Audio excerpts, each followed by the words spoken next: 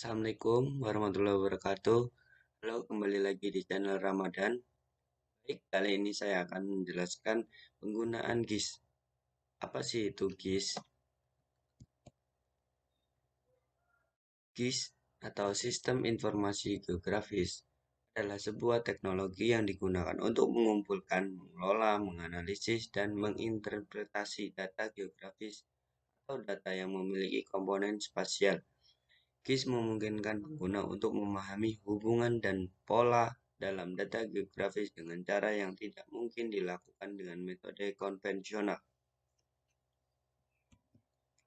Selanjutnya, perangkat GIS. Perangkat yang digunakan dalam GIS terbagi menjadi dua, yaitu hardware dan software. Hardware meliputi komputer, GPS, sensor, dan perangkat lainnya. Software seperti aplikasi GIS, ArcGIS, dan QGIS. Software GIS adalah perangkat lunak yang digunakan untuk mengelola, menganalisis, dan memvisualisasikan data geografis. ArcGIS dan QGIS adalah contoh perangkat lunak GIS yang populer. Data pada sistem GIS terdapat data spasial dan juga data atribut. Data spasial adalah data yang menggambarkan fitur geografis seperti peta, citra satelit, koordinat geografis, dan garis batas administratif. Data ini memungkinkan GIS untuk membuat representasi visual dari dunia nyata. Yang kedua, data atribut adalah informasi yang terkait dengan fitur geografis. Ini bisa berupa data numerik atau jenis data lainnya yang memberikan konteks atau detail tambahan tentang fitur-fitur tersebut. Contoh data atribut dalam GIS termasuk populasi suatu wilayah, suhu rata-rata, atau informasi terkait lahan. Dalam GIS, integrasi yang efisien antara komponen hardware, software, data, dan manusia sangat penting untuk mencapai pemahaman yang lebih baik tentang dunia geografis di sekitar kita dan untuk mendukung pengambilan keputusan yang lebih baik dalam berbagai bidang termasuk lingkungan, bisnis, dan pemerintahan. Manfaat GIS. Yang satu, analisis spasial, memahami pola dan hubungan geografis. Analisis spasial adalah salah satu kekuatan utama GIS. Ini memungkinkan pengguna untuk memahami pola distribusi dan hubungan geografis antara berbagai entitas geografis. Kedua, pengambilan keputusan, membantu dalam perencanaan, manajemen, dan kebijakan.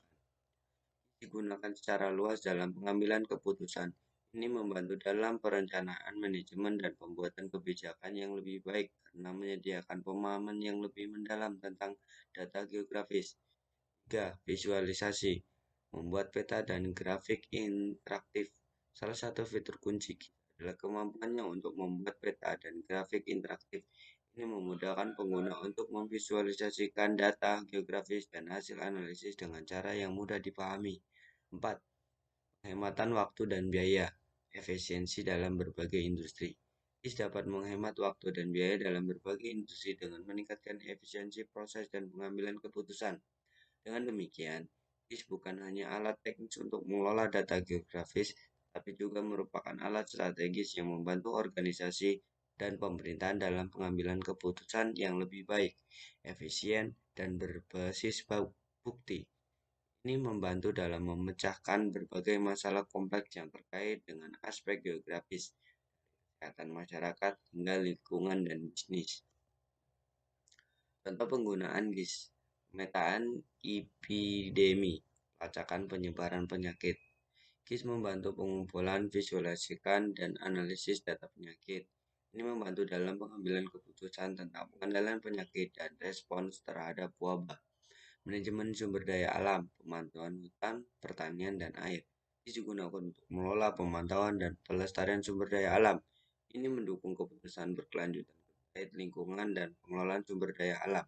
Manajemen bencana, peringatan dini, dan tanggap darurat. GIS memantau cuaca, peringatan dini, dan respon terhadap bencana alam. Ini membantu dalam mengkoordinasi respon darurat dan identifikasi zona evakuasi. Yang 4. Transportasi, optimisasi rute dan lalu lintas. GIS membantu dalam perencanaan rute, pengelolaan lalu lintas, dan infrastruktur transportasi. Ini membantu menghindari kemacetan dan merencanakan pembangunan transportasi. Yang kelima, pengembangan kota, perencanaan tata kota yang berkelanjutan. Dalam pengembangan kota, GIS digunakan untuk merencanakan tata kota yang berkelanjutan. Ini membantu merancang penggunaan lahan yang efisien dan lingkungan yang ramah. Dalam semua aplikasi ini, GIS membantu pengambilan keputusan dengan memberikan wawasan geografis yang kuat, memfasilitasi pemahaman lebih baik tentang dunia kita dan efisiensi dalam pengelolaan sumber daya. Kesimpulan, GIS membantu kita memahami dunia di sekitar kita. GIS atau Sistem Informasi Geografis adalah alat penting yang membantu kita memahami dunia dengan lebih baik. Dengan menggabungkan data geografis dan informasi lainnya, GIS memungkinkan kita melihat hubungan antara lokasi dan data lainnya, membantu kita menjawab pertanyaan seperti di mana dan mengapa dalam berbagai bidang. Digunakan di berbagai industri untuk berbagai tujuan. Digunakan secara luas di berbagai sektor industri, misalnya dalam bisnis, ini digunakan untuk analisis pasar dan lokasi toko, sementara di lingkungan digunakan untuk memantau perubahan iklim. Pemerintahan menggunakan untuk perencanaan tata kota dan layanan publik, dan dalam pertanian untuk mengelola lahan dan tanaman.